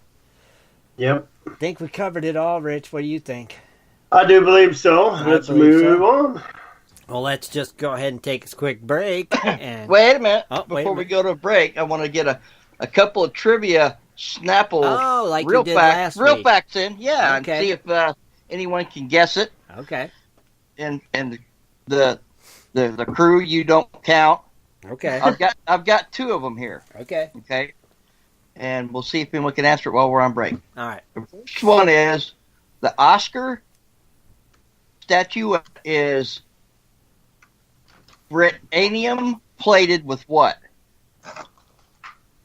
The Oscarette or the Oscar statuette is Britannium plated with what? And the second one is there are how many grooves on the edge of a quarter? How many grooves on the edge of a Oh, quarter? I don't know. A lot. All right. Well, everybody think about that, and we'll be right back. In 1858, gold was discovered in the rivers of New Caledonia. This discovery would spark a massive gold rush. Today, the search for gold is much easier, yet still challenging with Dirt Hog Pay Dirt. At Dirt Hog, we pride ourselves on our gold and guaranteed gold amounts.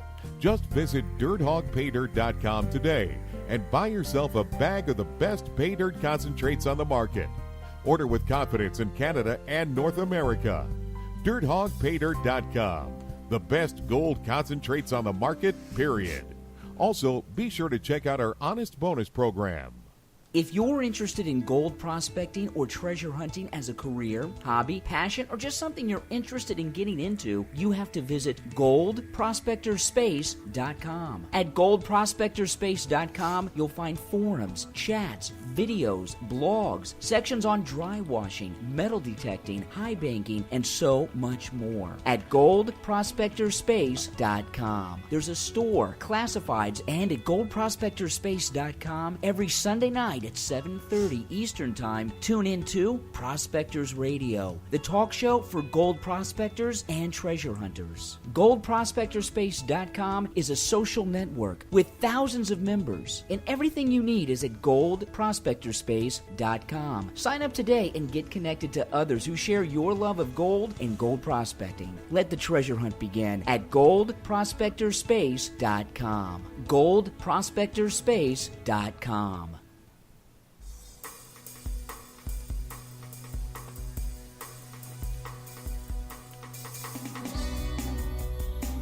Listening to Prospectors Radio, bringing you 2 hours of information and commentary on the fascinating world of gold prospecting and treasure hunting.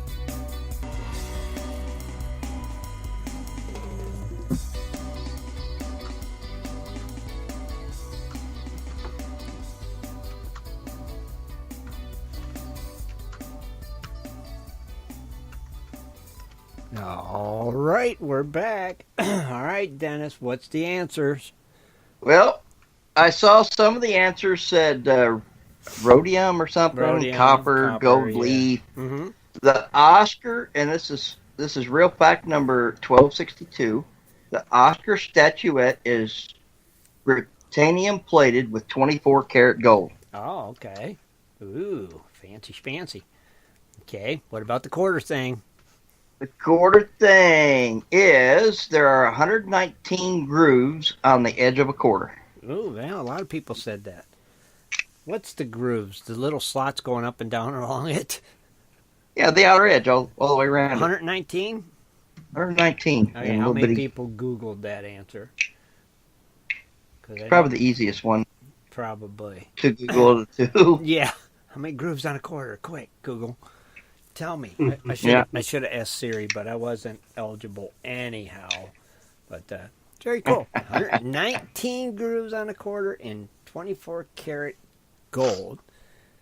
Right, 119. 119 and 24 karat 119 gold. Very I wonder if it's symbolic. You know how everything on our money is symbolic? Yeah, what's that mean, 119 grooves? Why is there 119 grooves is what we want to know. Why? Not 120. Dennis, can you answer me that? Riddle me this? No, I couldn't tell you. Probably that's all that would fit. Well, heck, man. Interesting stuff. Now, I know there's a few things we got to remind people of, as always. Shad, do you want to do the honors? No. I like putting it on. Where... He had to go pick up Cheyenne. Oh, darn, he bailed. Perfect time, Shad. Well, we want to remind everybody, first off, about the Crony Club. You can become a crony today. You can click the Crony Club tab at the top on Gold Prospector Space. For $20 a year, become a crony. And we do all these giveaways. Plus, we do a quarterly nugget giveaway that's sponsored by our good friends over there at Dirt Hog. We just gave away our second one. It's in the mail now to Timothy Caldwell won the second nugget in our quarterly nugget giveaway as a Crony Club member. And tonight we also announced the winner of our monthly Crony Club giveaway. So we got that tonight. Also, starting, I think last week, we started a quarterly nugget giveaway on our Patreon page. So if you're interested in becoming a patron, you can click that little red box underneath the Gold Hog banner on the right of any page that says Become a Patron, and you can join there, and you can be eligible for the quarterly nugget giveaway on there, and that's being sponsored by our friends over at Tommy Knocker's Pay Dirt. So big thank you to them. Check them out as well for some great pay dirt. Also, like I said, Dirt Hogs. So for two very cool things to get you in some quarterly nugget action, hopefully. So See, so that's that and that. Don't forget to check out our monthly giveaway going on Gold Prospector Space right now. It's open to all members. You can only enter once, and that's being sponsored by our good friends over at Carolina Prospectors. And that is for, what's it called? The Mad Max water table? Is that what it's called, Dennis? Thank you, guys. Yep. And so another very cool item.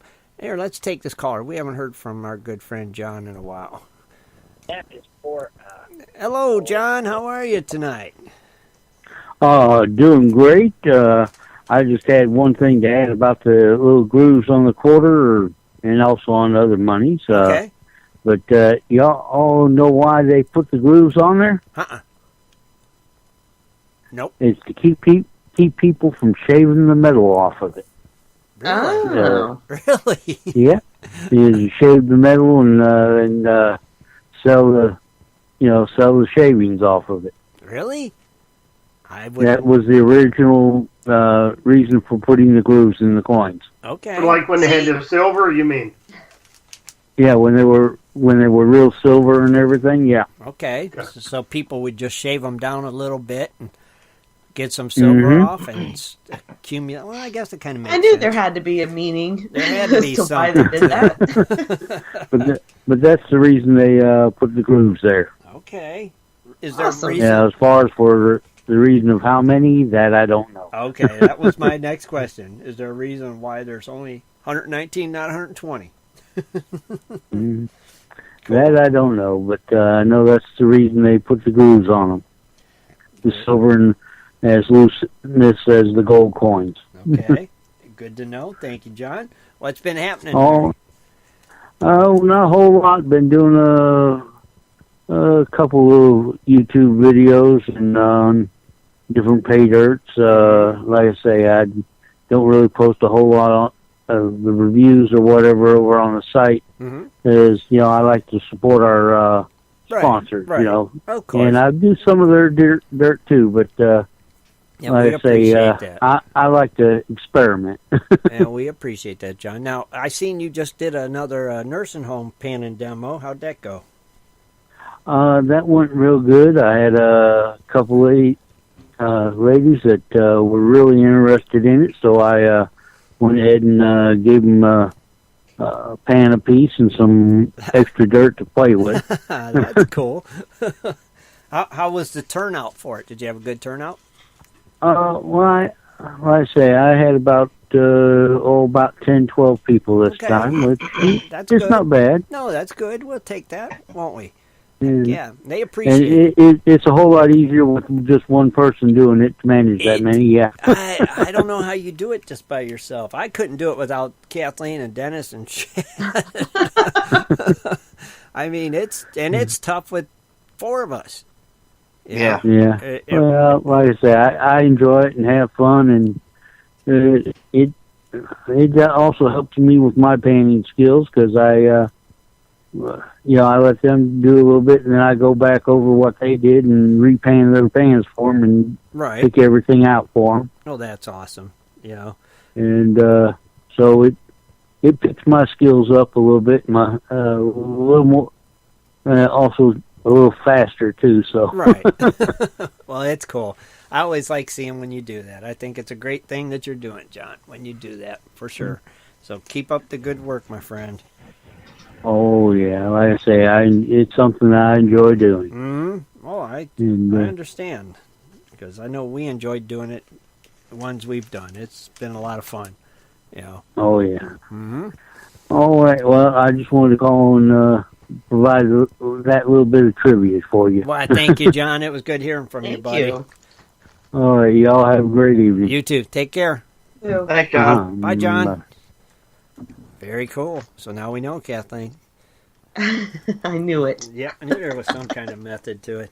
So, okay, so I was talking about the gold giveaway, the water table giveaway, the Crony Club giveaway, the Patron giveaway, all those good things going on.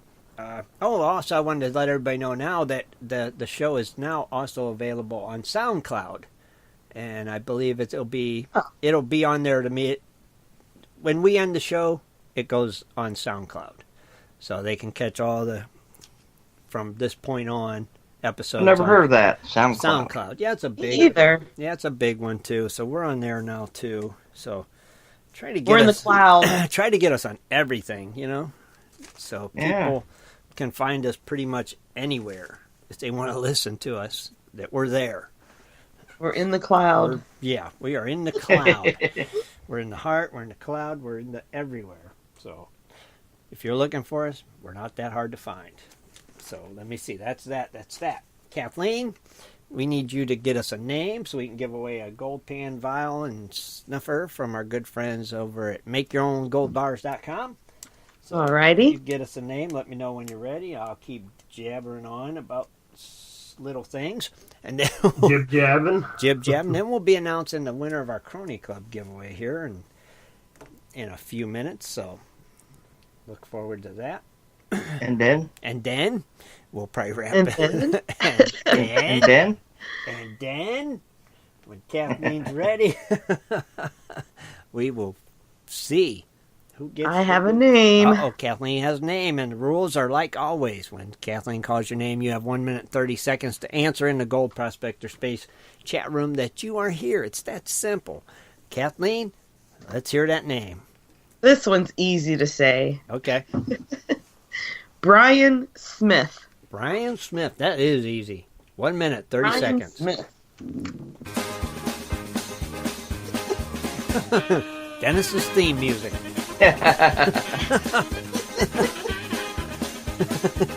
Brian, are you out there? Brian Smith. Brian. Hear the song.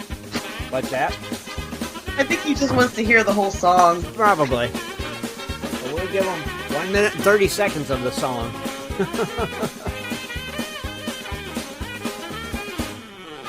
It is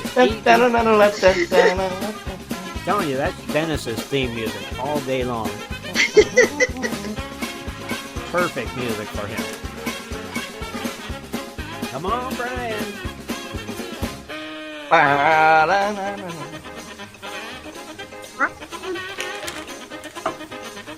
Kathleen, it's looking like you might want to get a second name ready. I guess so. Got about 25 seconds left. Come on, Brian.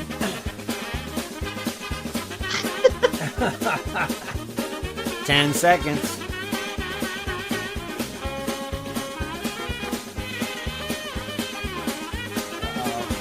4, 3, 2, 1. Hey, How do I respond? Oh, Yeah, he you did. responded. That's good enough. Boy, that was perfect timing. He Yeah. said, how do I respond? That's So- all you got to do is respond to anything. Say anything. Yeah. Perfect, Brian. Oh, geez. He might have wanted to hear the whole song. I think he did. It almost seemed that way, didn't it? At 1 minute, 24 seconds, he chimed in. So You're supposed to say I'm here, but you said something, so it's Yeah, better than well, we'll nothing. take Say anything. We will take anything. So you're good to go. Brian, Rich is going to send you a side chat, and you'll be watching for that on the left-hand side of your screen above the names. You'll see Rich's name pop up there, and click that. Give him all your mailing info, and we'll get that over to Steve, and he will get that out to you. So congratulations, Brian Smith. Very cool. Okay, got that wrote down. Oh, mercy. So let me see. Where are we at, guys? Crony Club giveaway? Crony Club giveaway. Dun, dun, dun. We don't have no... And you do not have to be present to win, right? Nope. No. You're a crony. Cronies don't have to be present to win. Now, this month's giveaway was for the Amra hat, Amra shirt, and the Dream mat, what's that one called, Dennis? The mini wrap? Oh, the mini. Yeah, the mini. Oh, that thing's sweet. The mini wrap. Yeah. Excuse me, that's what tonight's drawing was for. All right, so are you ready? And we all know this person. Actually, this month's lucky crony is none other than Jaron Wheeler. Congratulations, Jaron. What did he get? He got the Amra hat, Amra shirt, and the Gold Rat Dream Mat cleanup mat. So, congratulations. You only got one size in the shirts? Yeah, I Does he did. need to give you a size? Okay. Well, he can give me a size. I can get closest to what I have. You know what I mean? It was for. Let me go to the drawing. I think it was. And if you don't have it in that size, just give him the smallest size you got. Give him the that way. little Garanimal size. Give him the belly shirt. Yeah. Give him the Dennis Dayton belly shirt. Let me see. Yeah. That was for a large shirt, and I think that might be the smallest one I have in the camouflage. I think that's the smallest one anyway. Actually, it was the large. So, Jaron, can you wear a large? If not, tie it up like a belly shirt like Dennis does. Yeah, and I'll help you with it. You're in business. All righty. Here, let's take this caller real quick, guys. No, I'll just try it again. All right, caller. Never mind. That's twice they hung up. All right. Skip it. So congratulations to Jaron, a lucky crony this month. And if you're not sure if you're still a crony, you need to check that Crony Club tab. Click it, see if you're still a crony, because some of your memberships have expired and you haven't renewed. So that kicks you right out of the running for any of these Crony Club giveaways. That, Quarterly Nugget, there's a dang stink bug, cotton picker. If you join the Cronies Club, give me your address. Right. And then you'll get a sticker. And if you renew, still give me your address if you want a sticker. Right. Some people like the extra one. Some people don't have a need for it. But just let me know. Right. And I'm going to post my email. Yes, post your email again for that. And that way, that helps everybody remember. Send Kathleen your address. If she don't have your address, she can't send you a sticker. So right. And even if you are newly joined or renew, I don't have any way of being automatically notified. Right. So you got to let her know, because I don't send Kathleen notifications when you guys renew. So, because I don't know if you want a sticker or not. So you have to let her know. Okay? So easy enough. Send Kathleen your mailing info. See, your membership might have expired. If you click it and you can't get in the Crony Club, that means you've expired. And that means, darn, I wasn't eligible for this giveaway because it expired. So you got to check them things, guys. So it's that simple. And let me think, what else? Kathleen, Dennis, Well, Rich. we have our Wednesday show. Oh, thank you, Kathleen. I told you we was forgetting something. And I will be in Arizona. Maybe I can go hunt down Scott. Maybe. I say Kathleen's going to be getting the West Coast Wednesday in the Goldfield theme song played for her this week, because she's going to be our West Coast connection, since we haven't seen Scott in 3 weeks. So he's MIA. Yeah. So we're going to have Kathleen be the West Coast Connection Wednesday. And the Dredging Up the News Girl Wednesday. Heck, it's going to be Kathleen's show Wednesday. Maybe we'll go hound Jimbo. Yeah.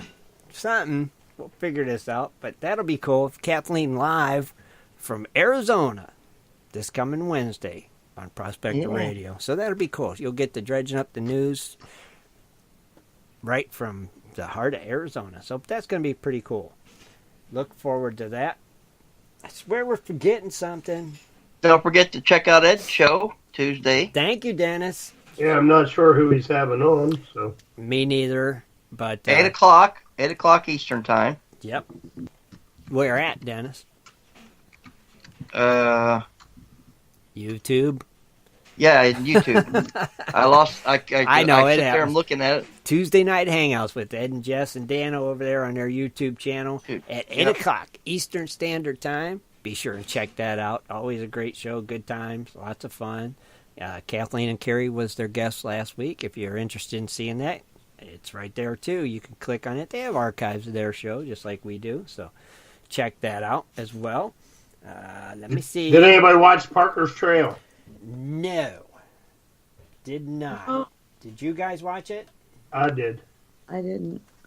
That's on Fridays? Yeah. Yeah. Pretty much what I've seen so far is Rick almost drowned in the river. They were crossing a big river, and they were using their packs pretty much as floating devices to get across the river. And he went downstream and ran out of steam, and finally got to the bank, and they got over. And then Parker got stung by something. It was a type of ant that really, it feels like he got shot by a gunshot. Oh, it was one of them ones. Yeah, I forget what kind of ant I know it the was. one you're talking about. I seen a special And then on it. basically they hooked up with a couple people and got to prospect with them to learn how the locals do it. Mm-hmm. And actually, Parker was using a big nozzle, and what they do over there is they wash the material down into a handmade sluice box.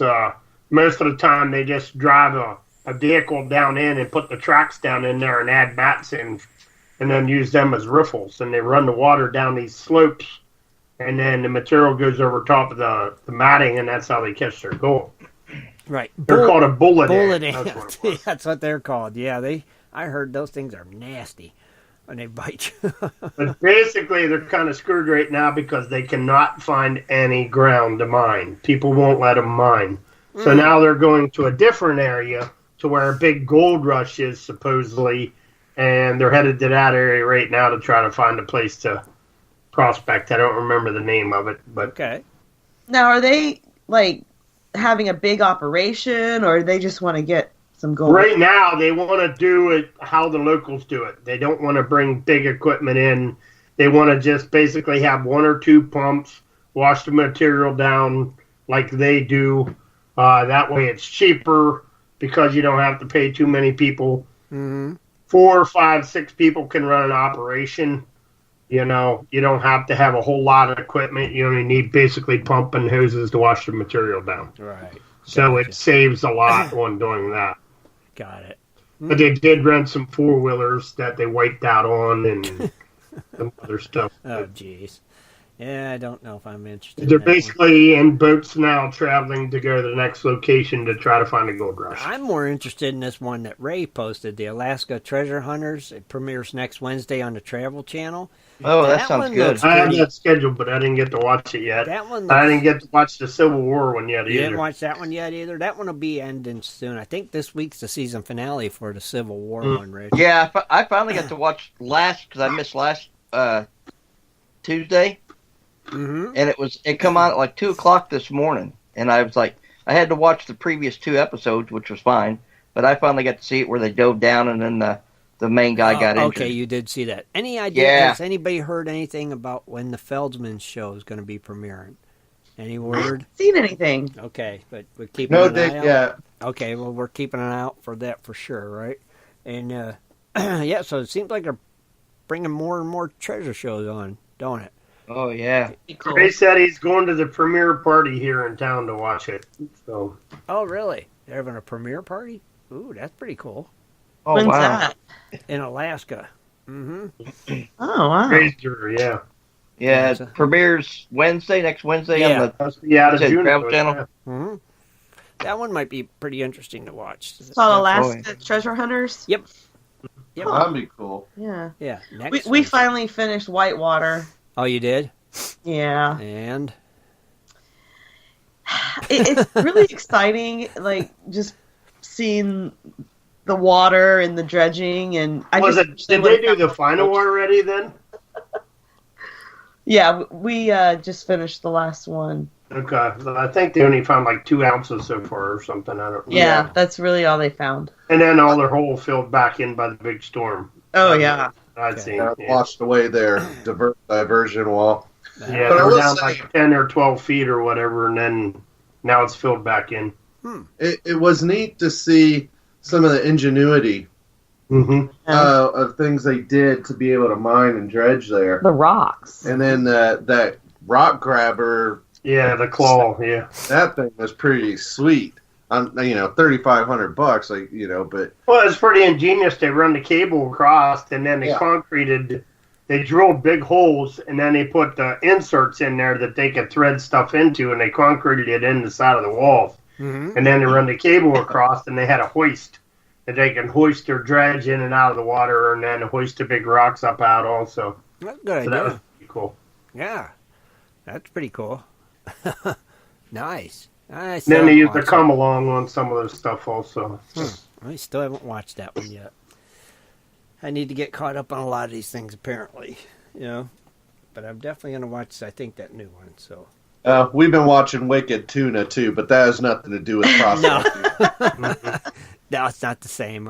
We love that show, though. Oh, yeah. I can't help it. I know. We watch that silly Impractical Jokers. I don't know why. It's so dumb, but we watch it every night. My girl's like that. Right. It's not got nothing to do with prospecting, but, oh, well. What do you do? Right? Well, we want to thank everybody for tuning in tonight, and have a great week. Hope you enjoyed the show. I want to thank the whole crew for being here tonight. As always, Rich, Dennis, Kathleen, Shad, awesome job. Be sure to tune in Wednesday night when Kathleen will be coming to us live from Arizona. You won't want to miss it. 9 o'clock Eastern Standard Time, West Coast Wednesday. So have a great week, everybody. Thanks again. We're out of here. Good night. Night. Good night, everybody. Be sure to tune in next Sunday at 7:30 for another great show. For updates and more info, please go to www.prospectorsradio.com.